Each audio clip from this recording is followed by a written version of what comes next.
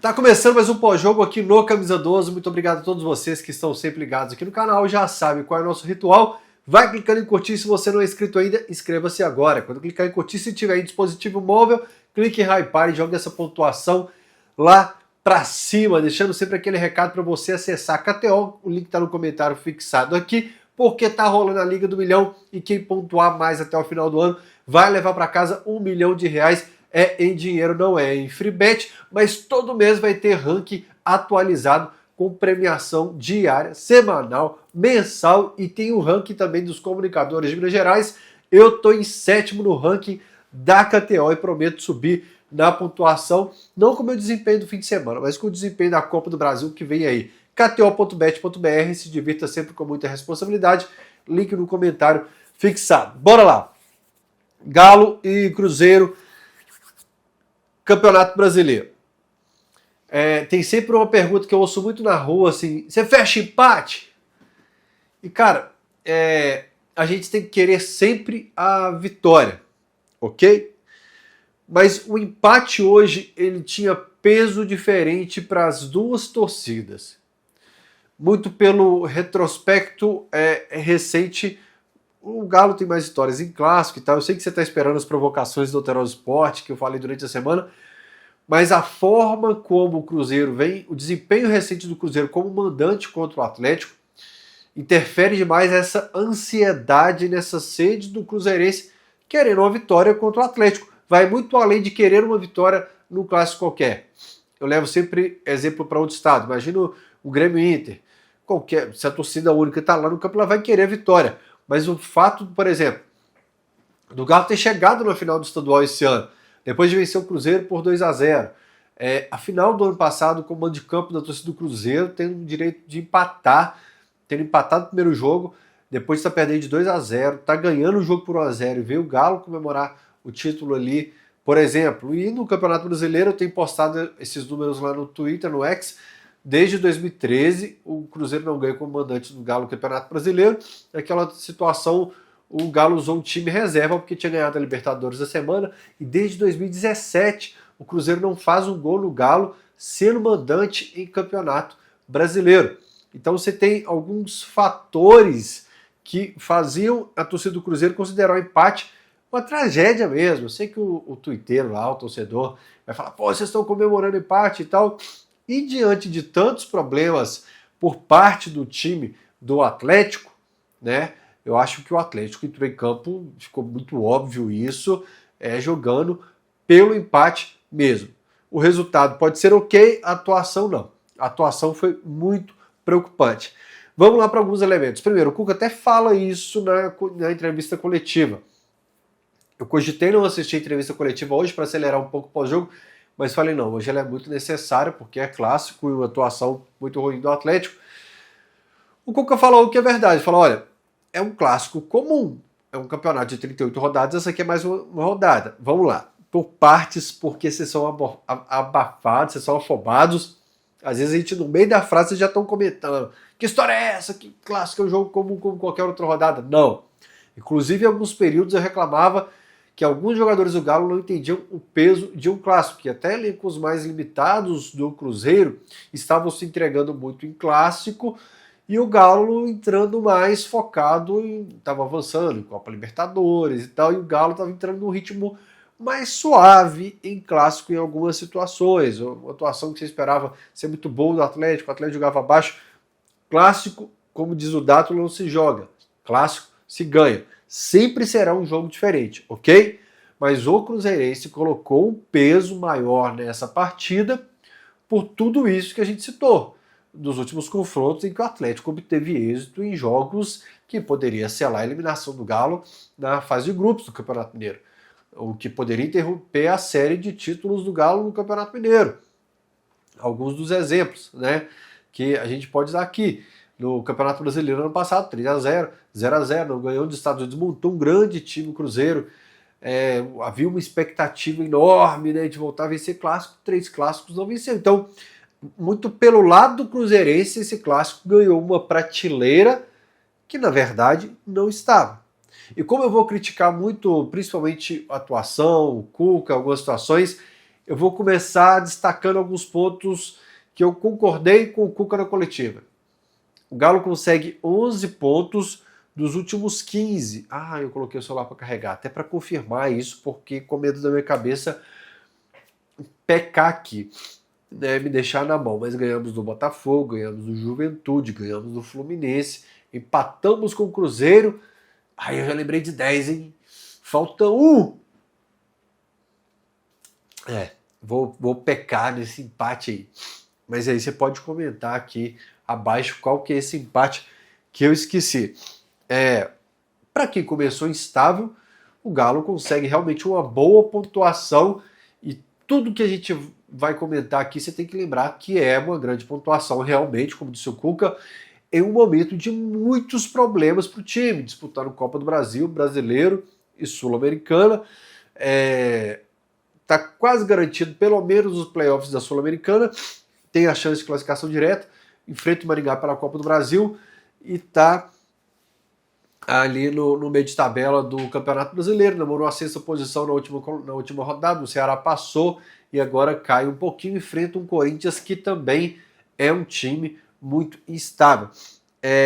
E na coletiva eu só queria ouvir a resposta do Cuca se foi uma boa atuação. Você nunca vai ter um treinador que vai assumir abertamente assim, olha, a coletiva inteira ele vai falar que o time dele foi muito mal. Dito isso, dentro desse comportamento normal de treinadores que não assumem 100%, que sempre colocam um porém, mas isso aqui foi positivo, tem isso aqui.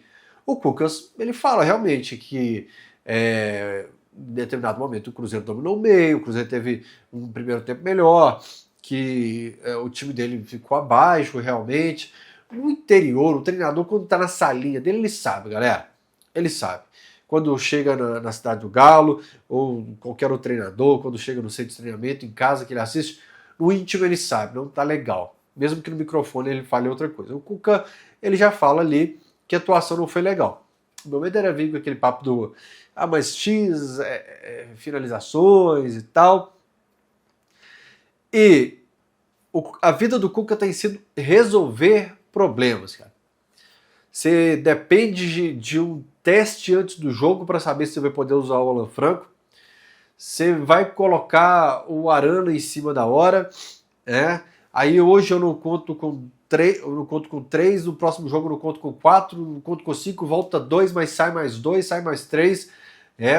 De 5 substituições eu tenho que fazer 3 por problemas aqui no time. A vida do Cuca tem sido resolver problema. Ok, vida de treinador é resolver problema, é praticamente a janela, mas eu senti pela expressão corporal do Cuca na coletiva que ele estava satisfeito que ele alcançou a meta de conseguir um empate. Tanto que nas perguntas que foram mais apertando um pouquinho, o Cuca dá uma risadinha e fala, boa pergunta, vocês estão afiados hoje, hein? Se o treinador está indignado com o resultado e tal, com a atuação, foi muito diferente do que ele havia previsto, ele está estourado, ele vai dar uma patada, ele vai ser seco, ele vai responder com uma frase, uma palavra às vezes, e o Cuca parecia muito sereno.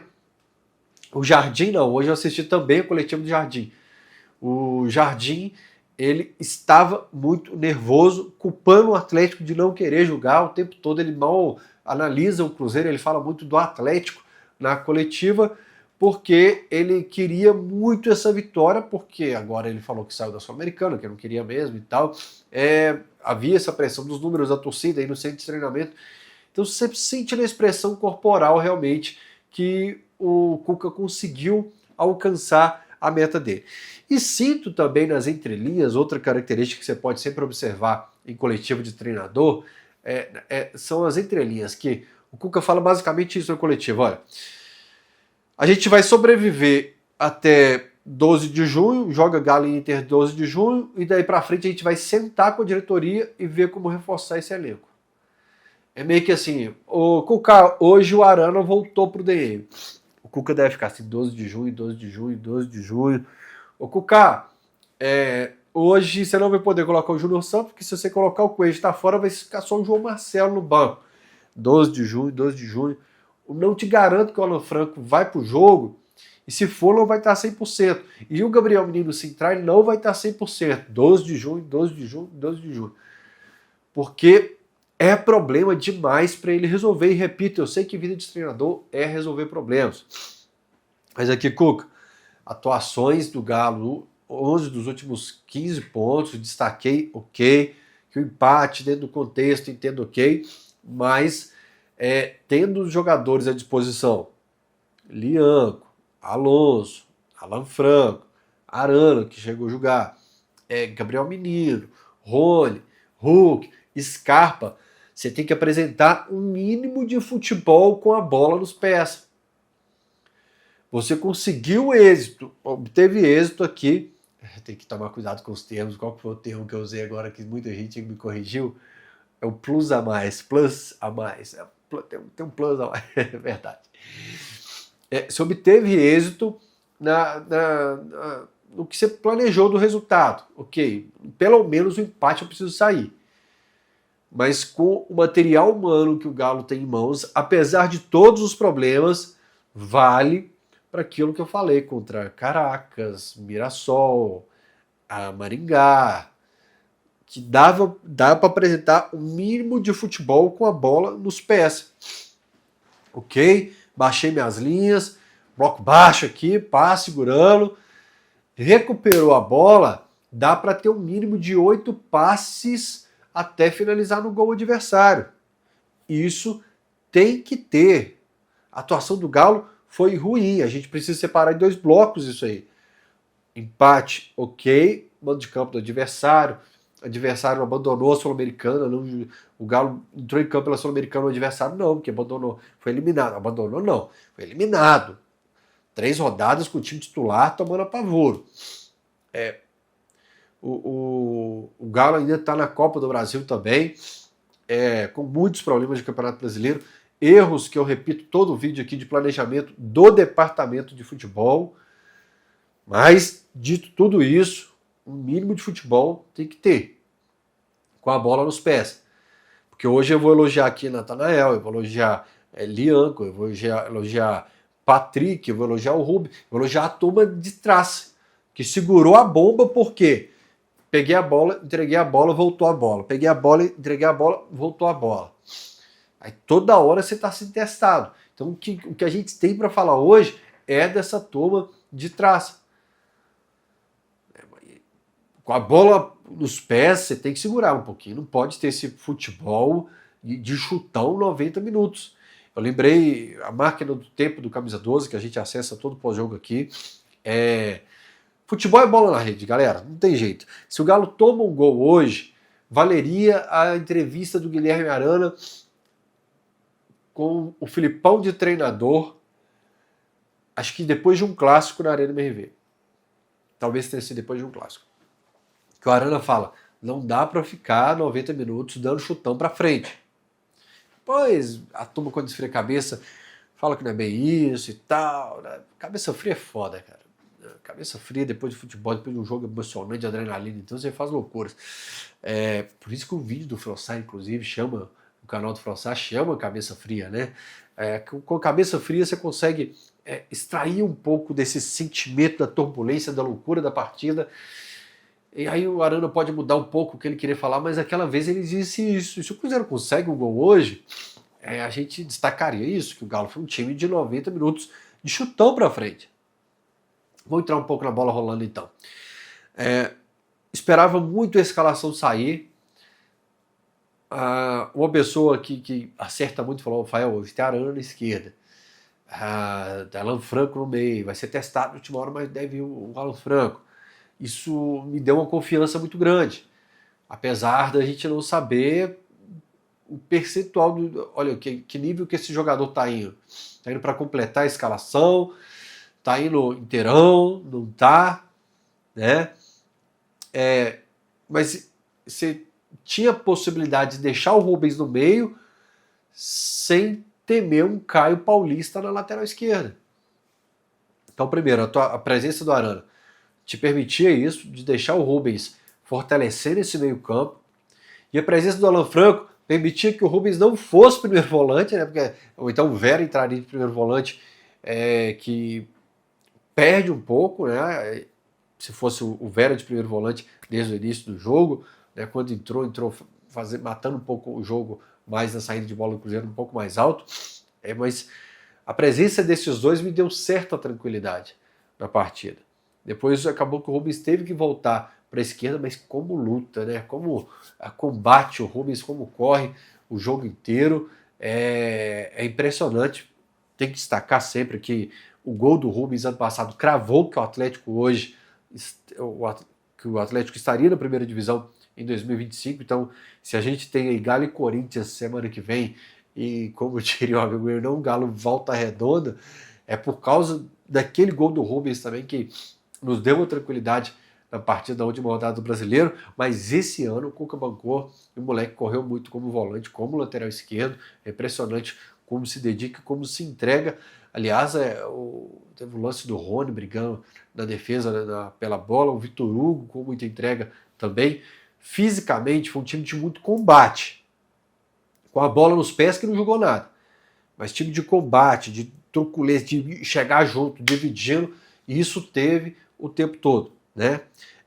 Não queria que a escalação tivesse o Júnior Santos, primeiro pela teoria da carta na manga, quem é fã de carteirinha do Camisa 12 sabe, né? Você coloca o Júnior Santos de cara, você já não tem o Coelho, não tem o Dudu, que não está à disposição ainda, o Coelho suspenso, você precisa mudar no ataque, ele só o João Marcelo. Então, cria o congestionamento no meio campo e deixa a carta na manga o Júnior Santos para uma urgência, por causa da necessidade na segunda etapa. E minha dúvida era, Igor Gomes ou Bernard? E passei a semana pensando. Falei, cara, se jogar o Arana, coloca o primeiro volante, talvez Alan Franco Vera, Rubens e Scarpa, e eu travaria esse meio campo. E não vou ser hipócrita, na minha filosofia sobre o Bernardo e Igor Gomes, eu falei, não, eu iria de Igor Gomes, que já desde que chegou aqui, destacaram, falava que ele pode jogar até como segundo volante, terceiro homem de meio campo, não gosta dele muito pelo lado direito. O Cuca fala na coletiva que ele teve uma virose, que não treinou ontem, e talvez isso até justifique um pouco o nível tão baixo do Igor Gomes. Mas a realidade, galera, e quem é fã de carteirinha do Camisa 12 sabe, em 2, 3 vídeos para trás eu falei, cara, o Igor Gomes, ele vai bem, ele dá passe, ele faz gol, aí você fala, pô, dá uma chance no time titular. E ele sai no intervalo. Foi esse o comentário que eu fiz há 2, 3 vídeos atrás. Que o Igor Gomes é o cara que te convence que merece uma chance e normalmente no jogo seguinte ele sai no intervalo. Contra o Botafogo ele fica muito apagado, entra o Scarpa. Teve um outro jogo também que eu falei, pô, no próximo jogo o Igor Gomes está me convencendo. Ele sai no intervalo, sai rapidamente.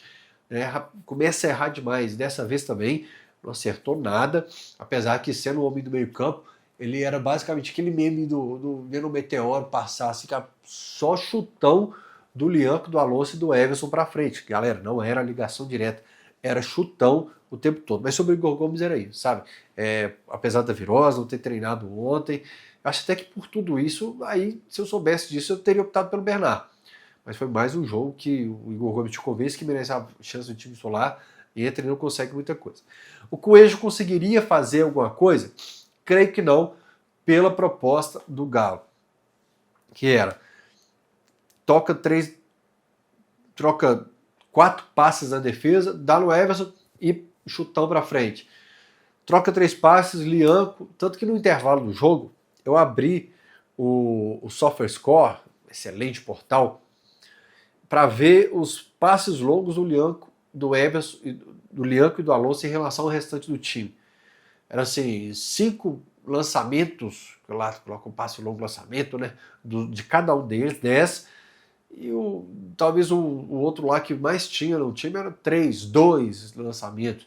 Então era um time de chutão o tempo todo, rifando a bola para ver o que acontecia lá na frente. Por isso muito pobre. Existe um termômetro do time do Atlético, que é o Everson.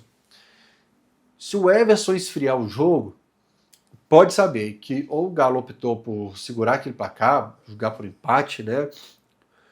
Ou ele detectou que o time está caindo muito rápido. O termômetro do Galo é o Everson. O Everson tirou a luva, sentiu uma dor, a dor na costela crônica dele.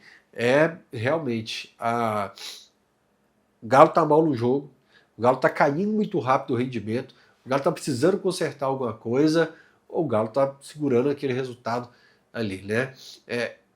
A apresentação do time do Atlético foi muito diferente da proposta do Cuca lá no início do ano. De pegar a bola, encerrou a jogada do adversário, tem seus 5 passes no máximo para estar finalizando o gol do adversário. Com consciência, com bola no chão, o volante virou o corpo. Apesar que os volantes do Galo para fazer isso é complicado. Conseguiu recuperar a bola, deu no volante, ele virou o corpo, olhou para cá e para lá, tá passando um ponta correndo, corredor, ou então atraiu a marcação para o lado direito, já inverte no lado esquerdo, porque tem ocorrendo alguém livre lá, que o Cuca prometeu, entre aspas, sabe, internamente, que ele treinou muito para isso, tá bem longe disso, muito longe mesmo, né? E aí teve até uma bola na trave do Cruzeiro, uma outra bola que rodou ali, eu falei, quem sabe se tomar um susto aqui, o Galo acorda um pouco pro jogo e fala, não, peraí, se eu ficar aqui os 90 minutos, uma hora eles vão conseguir achar o gol e eu vou para cima, né? Com o Maringá, o Galo seja protagonista, cara. Teve um outro treinador que falou sobre isso, de ser protagonista, aqui na minha casa e tal, eu tenho que ser o protagonista. Contra o Maringá, o Galo tem que ser protagonista e provavelmente a gente vai ver uma postura diferente, tanto do Maringá quanto do Galo, né? O Maringá estudando um pouco mais e o Galo falando, peraí, tô na Arena MRV, bater o primeiro jogo eu vou pra cima, né? Aí não pode nem lembrar essa atuação do Atlético contra o Cruzeiro.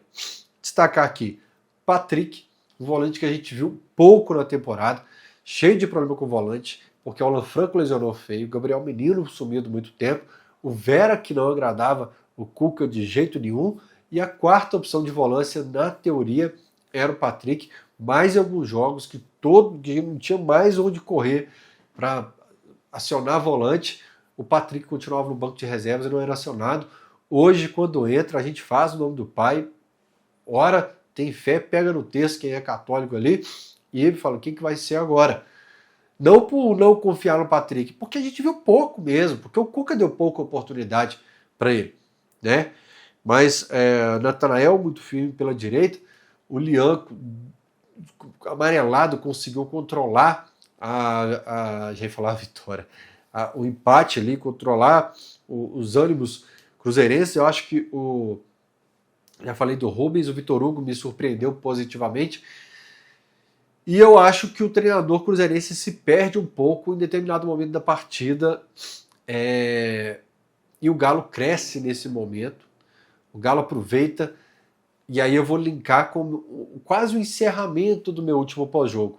Aliás, obrigado a todo mundo que assistiu o pós-jogo, que falou melhoras, Fael, sua saúde, coisa da saúde e tal. Que quinta, sexta e sábado de cama. Hoje eu fiquei de repouso, mas com o corpo legal. Só o nariz foi lá de tanto limpar coriza.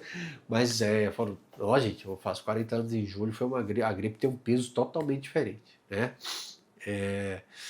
Vamos lá, destaque Patrick, tomara que eu não esteja esquecendo ninguém. O Lian, que eu falei. Sobre departamento médico, volta o Alan Franco, tudo bem que deu uma ricocheteada naquela vez lá, saiu, volta o Arana, se lesiona de novo. Ele fala até hoje no coletivo Cuca que o Gabriel Menino é um caso à parte, mas a gente fica naquela assim, a comprovação que o elenco é muito limitado é que você tem que ficar voltando todo mundo com a sensação que voltou antes da hora. O Lianco tem que fazer um teste ali em cima da hora para voltar para o time. O Alan Franco volta, mas você sente que ele não está 100%. O Arana volta lesionando. O Vale também para o Gabriel Menino. A transmissão destaca que o Hulk estaria com uma pequena lesão também, jogando no sacrifício. Errou bastante.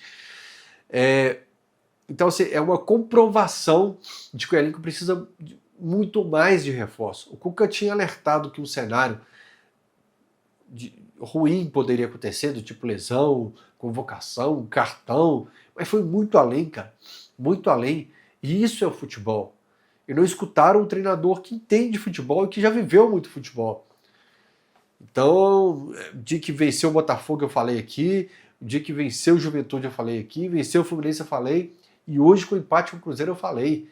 A janela de transferências pede que se reforce esse elenco com muita urgência para que a gente não tenha jogador voltando meia bomba, jogador voltando com 50% da capacidade, jogador voltando com risco de estar no departamento médico de novo semana que vem.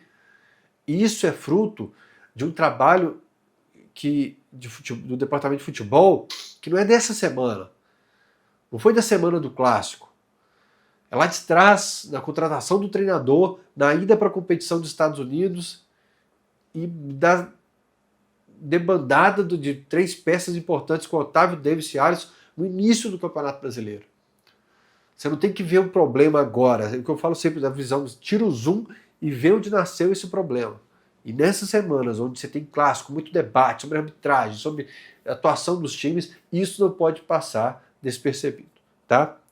Normalmente eu falo um pouco do adversário, falo de arbitragem, mas com o Cruzeiro é complicado fazer, porque o atleticano vai ficar chateado se eu falar, o cruzeirense vai achar que é o Fael do transporte está provocando, mas é uma coisa que me surpreende, muita gente elogiando o Matheus Pereira no jogo de hoje, e assim, no jogo que o Cruzeiro teve amplo domínio, bola nos pés o tempo todo, um Galo acuado, o Matheus Pereira não consegue criar nada de interessante, de produtivo.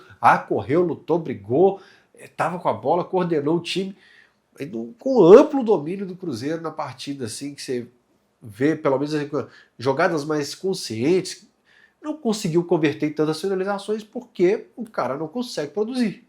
Quando eu converso com meus amigos cruzeirenses, que é a conversa mais lúcida, assim, eu sempre questiono isso.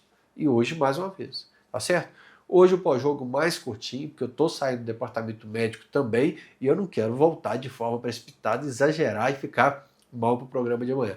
Beijo no coração de todos vocês, até o próximo pós-jogo, tchau. O link tá aqui no comentário fixado, o link da KTO, clica lá para você se divertir.